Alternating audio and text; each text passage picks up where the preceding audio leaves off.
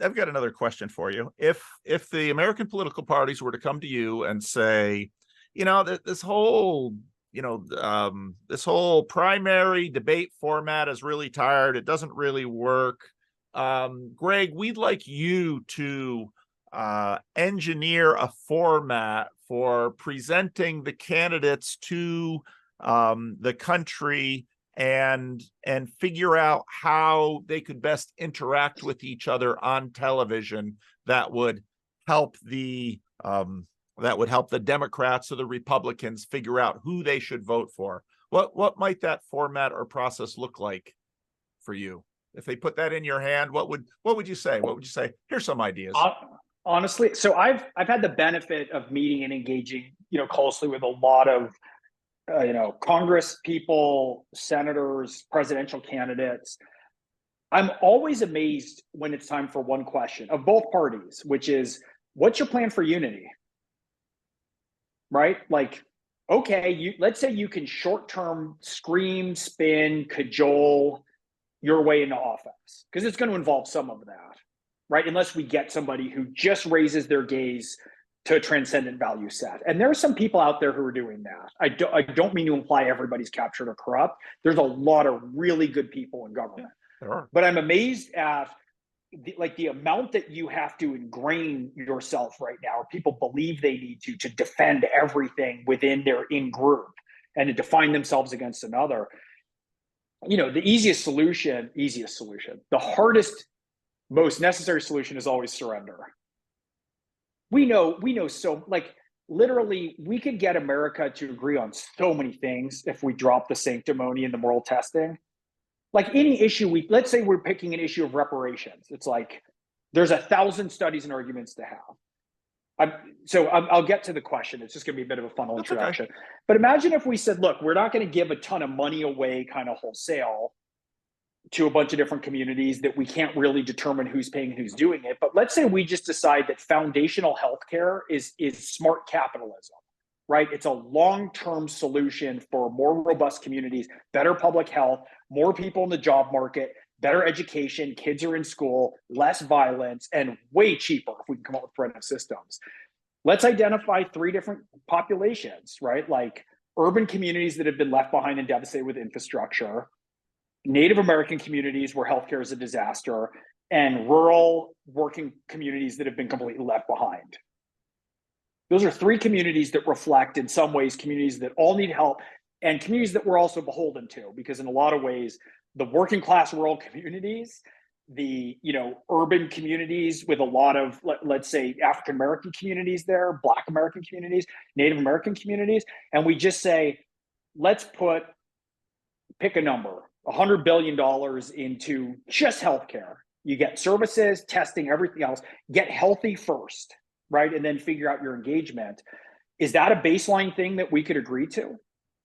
Without saying it's just this one thing and it has to be this. It's just this other thing, it has to be this. Like, why can't we just fix pockets and then make a choice and then show, here's the plan that we need. That's the conservative part. Here's how the money will be spent. Here's the impact. Here's why it's an investment. We want urban America to be doing well. We want rural America to thrive and be brought back in. We want Indian, Native American and Indian communities to sort of thrive and be integrated culturally back into the country.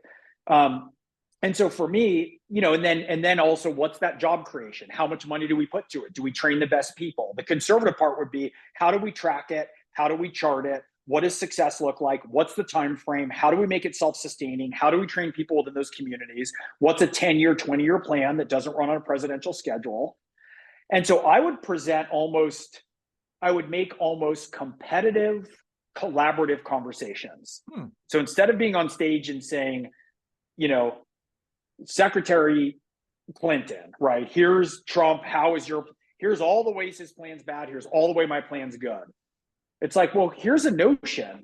How would you guys talk? How could you come up with a plan that sounds appealing to people who are voting for Trump? Donald Trump, how would you come up with a plan that sounds palatable to what's happening? Can you guys talk about it? Where could you get if you're actually working together? Yeah. On stage? Can we judge your debate performance by what you can kind of realize or arrive at? And to me, solutions abound. Like if we start dealing with environmental or climate chaos and we talk about ocean biodiversity, there's kind of hard and fast numbers on that. Like, can we start there instead of starting with these sort of litmus tests that are defining our groups and then insane virtue signaling?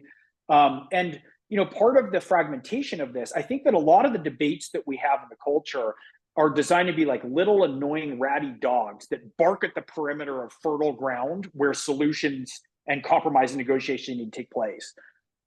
So if there's like no notion of what can of any discussion you can have about different cultural groups or different needs or idiosyncratic means or gender or race or immigration or different value sets and what's this and what's the minute that we deteriorate with language. So the first thing that happens is you go after language. That's why I just went back and reread Animal Farm, right? Make language not safe, right? What do words mean? If I say some words, what's your emotional reaction to it? If I say patriarchy, if I say meritocracy, if I say gender, right? If I say hunter, how many words become immediately unsafe, right? Iceberg. Then you make certain arguments no longer capable of being discussed. Like it's just unacceptable to discuss nuance within fill in the blank then. Can we talk about, and again, this gets back to the thing where most Americans agree on everything. We really do, but we can't, if you can't talk about immigration, if you can't talk about, you know, different lifestyle choices and what's appropriate in private and what's appropriate in public and what do we want taught in schools, if we just make that impossible. So the first thing is you capture words. The second thing is you capture topics of acceptable conversation. And anyone who wants to raise their hand to say, wait, I have a different view about security at the border. You can't discuss anything. Hey, I have a different view about, you know, healthcare and transgenderism, one side or another. You're immediately done. No conversation. And the third thing is then we capture sources of information and data. So where are sources of information and data? Online, captured. Cable news, captured. President of the United States, captured. Celebrities, captured. Experts, captured. Where do we have any sources of information we can agree on? And so we've scattered these pieces. Words aren't safe. Words have been politicized. Whole sets of arguments are taken off limits. And our sources of information have now been scattered. And to me, the biggest point of true leadership is somebody who is willing to point out, not just that the emperor has no clothes, but there's confusing and difficult conversations that we need to start to have. And so if any one leader, the leaders are desperate, you know, I saw Republicans are desperate to, you know, exaggerate, vilify, and extort the issue of transgenderism, right? That's a hot ticket. It's a hot button to be said. Liberals, on the other hand, seem to have zero thought or parameters or notion of any reality that this is affecting anything more than a tiny cross-section of people. And to me, a leader from left or right is to say, look, everyone's aware that anybody in America who wants to make personal choices should be accorded dignity and privacy and the same rights as every other American, right? We're also clear that this discussion is having a lot of problems in terms of how it's affecting the language and schooling, and in certain regards is getting out of hand and causing a great deal of confusion. That's a really hard conversation to have. But I'm willing to have it. I'm willing to be an actual leader and show how we can sort of have and negotiate that conversation. Also, pick anything, COVID response. I mean, in some ways, I feel like President Trump's initial reaction was so incompetent and careless to say it's going to disappear, it's going to be no problem, that much of everyone who was a step to the left of him snapped into a completely rigid opposing opinion. And then this is what we're faced with. We're faced with two different, you know, and imagine if we could have said, look, we want to get this right. There's a big threat. We don't know what it is early days, right? As the information comes out, the threat to kids, like, we need to be able to talk about that sanely, right? If we're going to believe science, what science? Child psychology, evolutionary biology, supply chain economics? What are all the sciences we're discussing? Long-term diabetes and health? Who should be unmasked? How do we protect with care our vulnerable communities? Who we should care about? right? How do we talk about them humanly? How do we also open up, school and protect children and make sure that different communities are moving at different paces? There's so many conversations that are just hard to have because basically everyone's terrified to have them because the risk of reputational or financial damage is so damning that, look at it. You can be J.K. Rowling, who is as close to a literal wizard as anyone in the world, right? Here's a woman who came from borderline homelessness, abusive relationship, no money, and dreamed up an anchoring mythology and sold 600 million books. There's a generation of readers around the world who she started, and then she wrote more and more and more kind of sophisticated books so that she could grow young readers up. At certain times she kept the printed word and publishing industry afloat with her immense talent and vision, right? Her brain's given rise to, movie theaters that are cathedrals, right? Like what's more wizard-like? Amusement park rides. And here's a woman who writes about, courage and deep understanding of morality, acceptance of different people, feminine strength embodied in female characters, male strength embodied in male characters, respect for all of that, she's had a ton of money into protection, tons of charitable money for women and children, gay rights, and who has literally said on record, if somebody is discriminated against for being transgender, I will literally march with transgender people to protect those rights. And then just beneath that threshold, for her personally, where her line is there are biological differences between men and women. We need to have a much more robust discussion about what identifying people, how that works in the prison system, let's say, right? Or in certain other circumstances. If the totality of who this person is and what they've done in the culture, if that little piece, right? So someone who literally will march with trans people to protect their rights, but this piece means no longer suited to participate in a broad swath of the culture. Careful how many spoilers you put on a list. Like, really? That, if she's the enemy, like, what kind of perch are we standing on then, right? And likewise for Jordan. I don't like a lot, Jordan tweets, I've been very public with it. He and I have had arguments about, transgenderism. I make fun of him. We have discussions in private and in public. Jordan tweeting at times in a tone that doesn't make a lot of sense to me and oversimplifying stuff or getting angry or not giving stuff enough thought doesn't really differentiate him from most anybody else who's on Twitter. Does he have a bigger responsibility? Sure. Well, what's he doing with that responsibility everywhere else? He has hundreds, if not thousands of hours, of recorded lectures and tapes and books and engagement and therapy and working on all sorts of different projects, right? But it's like, oh, this one piece is here. You're no longer someone we can deal with. And our elimination of people, and it works the other way. It certainly works the other way, in terms of whose liberal bona fides or forget it. When I talk to Jordan, I get some influx of, globalist Jew, socialist cuck. Like, there's incoming you're going to get all the time. Right. That's the internet.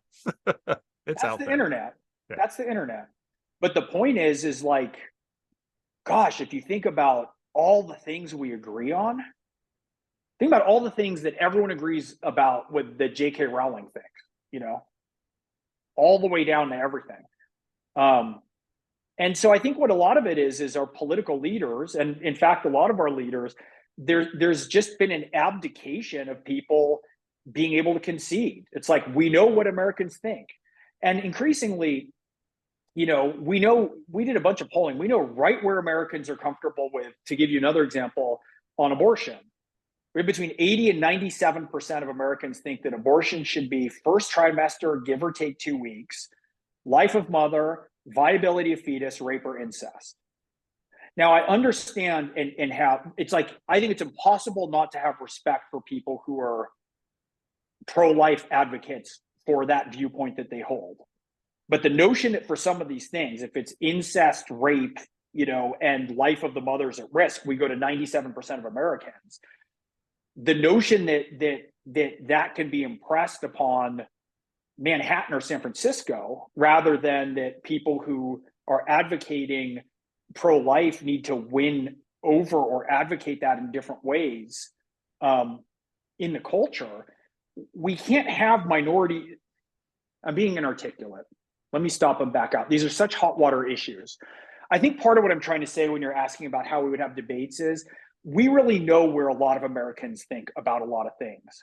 And I believe that those things could be enshrined with reasonable political leadership to say, look, here's a baseline.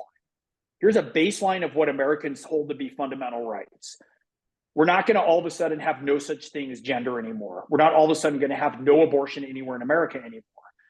You know, it doesn't mean that we do things by crass democratic polling, but I think if the political leaders are properly reflecting the differences, we could agree on a sort of baseline of where Americans are. And we are broadly in agreement, I will say again, 80% of us on almost everything. Then there can be differentiation in other states and communities beyond that baseline of kind of guaranteed rights or guaranteed freedoms, right, and dignity for different groups. That's what I mean to say. Forgive the earlier kind of tangent that's dead end, but you know, we just see it again and again and again, and we just think there's a path in here that calls for a certain sense of structure and a certain amount of allowing of grace for idiosyncrasies. And grace for idiosyncrasies doesn't always mean whether those idiosyncrasies are of left or right, or extreme views that represent an extreme minority or left or right. It doesn't always mean that they're represented in the complete legal and cultural and educational landscape in full all the time, where no one can focus or learn anything. Right. So I think we have got to get back to these basics, because where you put your attention is how you move the world. Yeah. Right. And you know that. And the more we're focused on abortion and transgenderism and illegal immigration and all these things that we're just focusing and pouring all this attention in, instead of going, guys, take a step back. What's the 20, 30, 40,000 foot view of how can we share in a community that's America, where everybody has room to negotiate within a shared core of what are considered American rights? And I would put candidates up to solving those problems, to say, how would you talk about that? How do you want to talk to, you know, a community that is vehemently pro-life, placed in context with the country and with, you know, different blue states that are skewed elsewhere? What's your solution for how you talk to everybody? Yeah. And the fact is all these different groups, we can't flatten them into the worst thing that any one of them has ever said. Oh, a lefty activist, here's 6 of the terrible things they said. Oh, a far-right evangelical Christian, let me find 6 things that a far-right evangelical Christian said that are awful or tone deaf. These groups are very complicated, and they're not monoliths. And we learned this a lot when we were polling. You know, we have this notion that, you know, I mean, one of the jokes is when Democrats were writing very high on the Latin vote and saying Latinx instead of Latino. You know, we went out, if you look at the polling, it's like 2% of Latinos like the term Latinx and 60% hate it. And I want to say, as someone who grew up in California with, you know, Latino family members and friends and community, and I mean, it's part of my core culture and community. I'm always like, have you met enough Hispanics? Like, have you met Mexican grandparents? Like, how do you even think this works? Yeah. And I just want to say that constantly to people. Have you met actual hunters who are real hunters and talk to them about the environment? Like, really? You think they're just every asshole who flies on a helicopter and goes and shoots wild prey without any notion? Do you also understand how even the licenses for big game hunting in particular, you know, regions are what pay all the anti-poaching? And it's like, people don't even understand. They don't cross-pollinate enough to understand all this nuance. And there's so many shared parts of these communities. And so anyways, that's my long-winded answer, is how do you talk to everybody instead of what's abortion? I'm vehemently for abortion, 100% in all circumstances. And there's nothing more to it than getting a mole removed by a dermatologist. It's like, nope, that's a fail. That's a fail to address America and all of its sub-communities, all of which are internally differentiated. Yeah.